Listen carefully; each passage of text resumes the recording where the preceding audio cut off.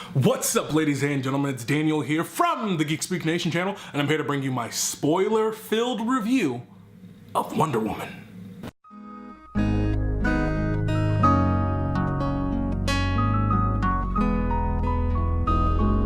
So, the time has arrived for us to get spoilers deep into Wonder Woman. So, if you have not seen the film, be sure to check out my spoiler-free review, get that score, get my general thoughts. That gives us some plot points and stuff to talk about to bring over in the spoiler discussion. With that being said, alright, so let's get that out the way, okay? Go watch that if you haven't seen it, or if you don't care about spoilers, I guess welcome aboard. With that being said, we're about to get into some spoilers in 3, 2, 1. Steve Trevor dies. That's really unfortunate, isn't it? But with that being said, I just wanted to clear that out the way and talk about my number one plot point of this film that I really wanted to get into with spoilers. It's just the pure emotion that comes from Wonder Woman. And I went straight for the Steve Trevor. I think from all the events that transpire and the great direction that Patty Jenkins does and the great acting that Gal Gadot and Chris Pine does, they just do a phenomenal job at creating these convincing characters that you genuinely believe in. And you believe in all their emotion and the love that they have for one another and the concern for the world around them and their anger. And it just plays off so well. And I just think that moment of once the real Ares is introduced and he's wreaking havoc and things of that nature, I think it's just so engaging, and I just really enjoyed this third act. Although a lot of people didn't because it was very CG heavy, I think it really worked in that regard. Just being really invested in what was happening and what was going on. I just think it was a phenomenal job, and I think it was really well done. I think all the events leading up to the reveal could have been done better. I think when you look at Ares and the reveal that Wonder Woman actually is the God Killer, not that the sword was God Killer, it could have been done better. I truly believe. I think that that reveal that also Ares was actually the dude from the UK and part of the British government, and that he's actually going around, doing some careless whispers to people.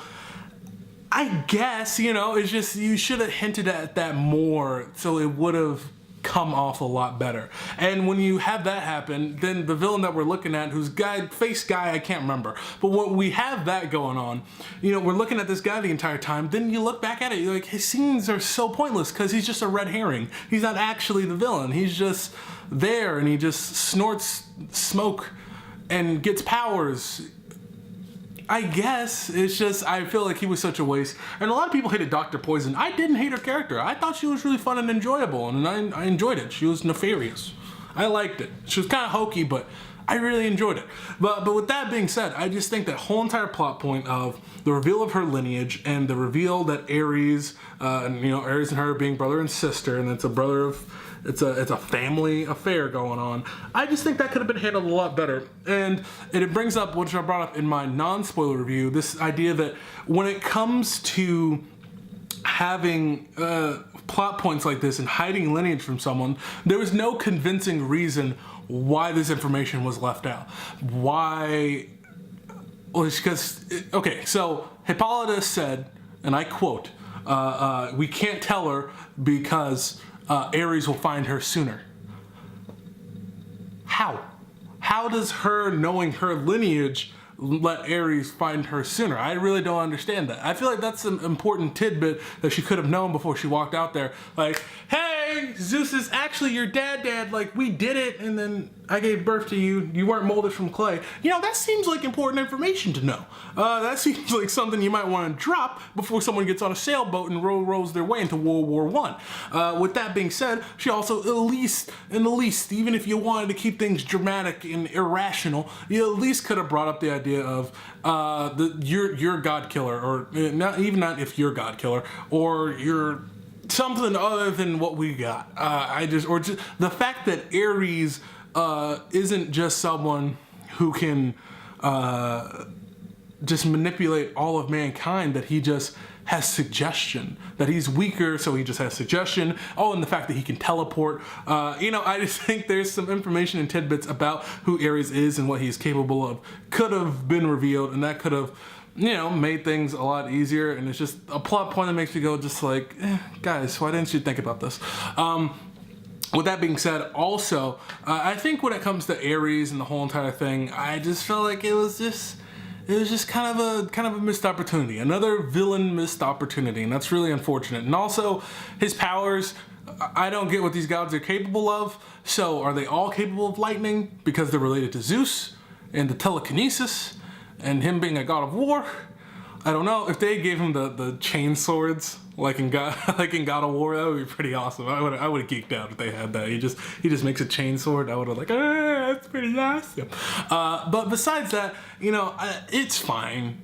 It's doable when you watch the film again, I suppose. I haven't watched the film for a second time yet as of recording this, but I feel like when you get to his scenes again, you're just gonna be with the scenes with the character who is not Ares. It's just gonna be like, oh, okay, you're here.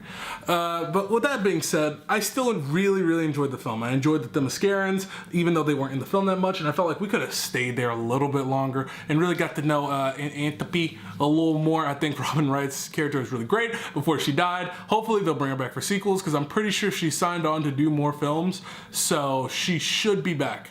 Should be, don't quote me on that, but I really hope she does come back, because I think she was a great addition to the cast and did a phenomenal job overall. But with that being said, guys, I think that for the most part covers the real spoilers of this film. I think, as I said before, Steve Trevor dying was really important, and it was really well done, and I really bought the emotion and all the emotional beats into it, and also the death of the people in the village, the men, the women, the children, all phenomenally handled, and really gets you emotionally invested in Diana's loss and what she goes through.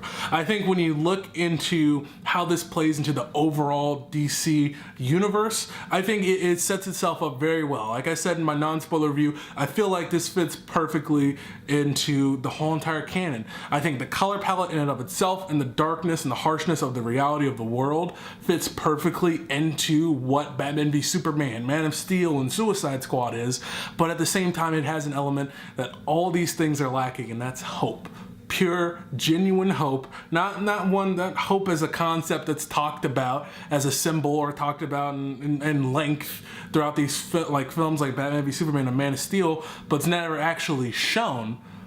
Through her actions, I physically felt emotionally felt in my heart the hope that the filmmakers and the actors and the actresses and the writers and producers wanted us to feel as audience goers and as DC fans and Wonder Woman fans to feel while watching this film. And I think they just did a terrific job with that. And I want to attribute that partially, I don't know how much, to a degree, to Jeff Johns. I think that he's doing with the cinematic universe what he is doing with the comic books. And that's a rebirth, and it's revamping what was lost previously, what some people view as lost in New 52, as they view as lost now into the DC Extended Universe.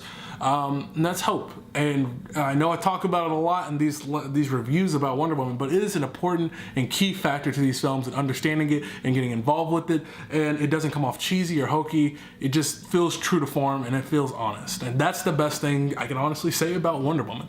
So that being said, guys, I'm really excited. I hope to do a sequel. I know Patty Jenkins and Gal Gadot, they are officially signed on to do a sequel whenever they want to, but they haven't officially signed on for when they would actually get things rolling, start planning, figuring out things. For right now, they're just playing it by ear. I think Gal Gadot just had a kid not too long ago. Let her enjoy life. But I really hope they would fast track doing a Wonder Woman sequel beyond everything else they have going on.